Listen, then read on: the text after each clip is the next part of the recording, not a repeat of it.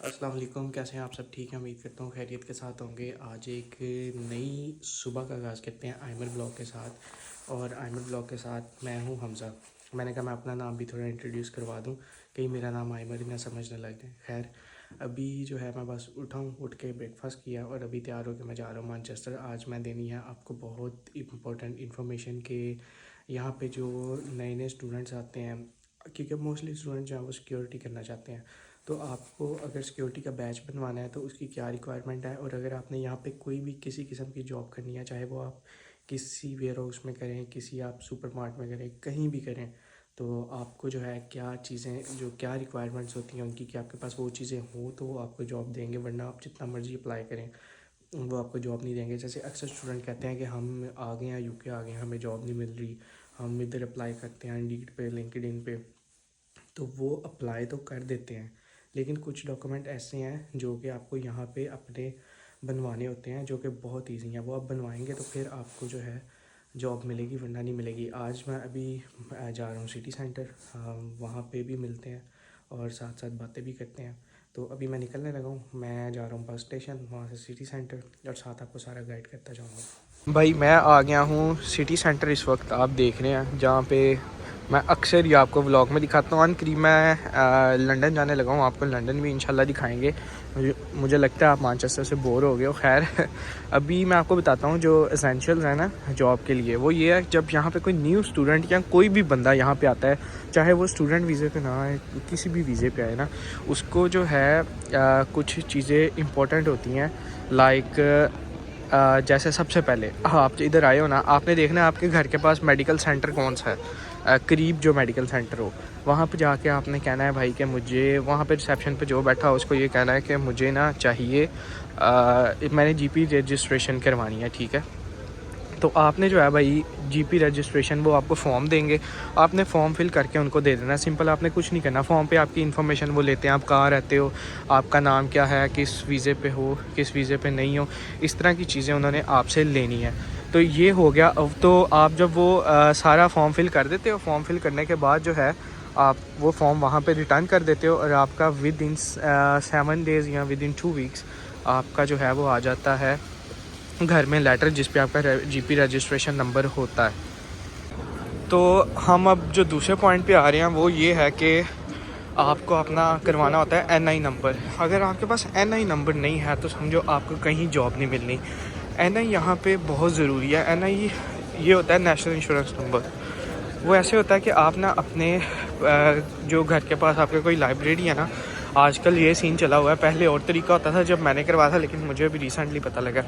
अब अपनी लाइब्रेरी जाओ, लाइब्रेरी जाके वहाँ पे कहो कि मैंने एनआई नंबर के लिए, घर के पास आप गूगल पे सर्च करो कौन सी लाइब्रेरी आप जिस इलाके में रह रहे हो, लाइब्रेरी जाओ, उनको कहो कि मैंने अपना एनआई नंबर अप्लाई करना है, मुझे मेरा एनआई नंबर चाहिए, क्योंकि जो है एनआई नंबर पे ही आपकी पे स्लिप्स वगैरह आती हैं, जो कि आपको, अगर आपका यूके में लंबा रहने का प्लान है, मतलब आप एक अरसा गुजारना चाहते हो, तो वो ज़रूरी है। तो आपने लाइब्रेरी में जाना है, लाइब्रेरी वालों को कहना है कि मुझे एनआई नंबर के लिए अप्लाई करना है। उनके पास सिस्टम्स होते हैं, वो आपको कहते हैं यहाँ पे आप ऑनलाइन अप्लाई कर दें, वरना वो आपको ना एक कॉन्टैक्ट नंबर लिख के दे देते हैं। आपने उस कॉन्टैक्ट नंबर पे कॉल करनी है, कॉल करके वहाँ से आपने उनको सारा अपनी डिटेल दे देनी है, और आपका एनआई नंबर अप्लाई हो जाएगा। ये भी बिल्कुल जीपी रजिस्ट्रेशन की तरह है, इसमें भी आपकी इन्फॉर्मेशन चाहिए होती है। तो आपका 3 हफ्ते के अंदर एनआई नंबर आ जाता है। जब आपका एनआई नंबर आ जाता है, उसकी बेस पे आपका अकाउंट ओपन होता है, बैंक अकाउंट। तो जब बैंक अकाउंट आपका ओपन होता है, फिर आप कहीं भी जॉब के लिए जाते हो ना, सबसे पहले वो आपसे एक चीज़ पूछते हैं कि जो है आपके पास एनआई है। अगर आप कहते हो नहीं मेरे पास नहीं है, वो कहते हैं ठीक है जी, अल्लाह हाफिज़, हम जॉब नहीं दे सकते, क्योंकि वो बहुत ज़रूरी है। उसके वो भी एक प्रूफ ऑफ एड्रेस है। अब जैसे आपको मैं बताता हूँ, इसके बाद जैसे हम एक आपको बता देता हूँ, जैसे सिक्योरिटी की जॉब आप कहीं भी करोगे एनआई पे, ठीक है, कैश ऑन हैंड की बात नहीं कर रहा, तो आप जब वो स्टार्ट करोगे तो आपसे सबसे पहले कहेंगे भाई एनआई नंबर दो, क्योंकि आपकी पे एनआई नंबर पे आती है। एनआई नंबर आपका ऐसा चीज़ है कि 20 साल बाद भी आप यूके की साइट पे सर्च करोगे ना, तो आपकी हिस्ट्री जो है वो सामने आ जाएगी। तो ये फ़ायदे हैं, ये 2 चीज़ें, जीपी रजिस्ट्रेशन नंबर और एनआई नंबर। ये तो मैंने आपको बता दिया है कि कैसे आपने जो है इनको इनके लिए अप्लाई करना है और आपको कैसे आएंगे। इसके बाद जो चीज़ आती है वो होती है आपका DVLA, ठीक है, ड्राइविंग के लिए। वो भी बहुत ज़रूरी है। उसके लिए 2 चीज़ें हैं, या तो आप किसी पोस्ट ऑफिस जाओ, वहाँ से आप कोई फॉर्म ले लो, ठीक है, तो आपको फॉर्म फिल करके और उन्होंने एड्रेस दिया होता है, उस एड्रेस पे आप पोस्ट कर दो, तो वो आपका जो है ड्राइविंग लाइसेंस का कार्ड होता है वो आपका बन के आ जाता है तकरीबन 3 हफ्ते में। अगर आप वो नहीं करना चाहते तो फिर उसका सिंपल एक और सलूशन है, ऑनलाइन जाओ DVLA की साइट पे, dvla.co.uk, सॉरी, तो इधर जाओ तो वो साइट ओपन होगी, वहाँ पे सारी इन्फॉर्मेशन आपकी लेते हैं और आप ऐसे ही ऑनलाइन अप्लाई करते हो तो आपका जो है वो आ जाता है। और ये जो तीनों चीज़ें हैं ना जो मैंने आपको बताई हैं, इनकी कोई फ़ी नहीं है, ये फ्री ऑफ कॉस्ट है।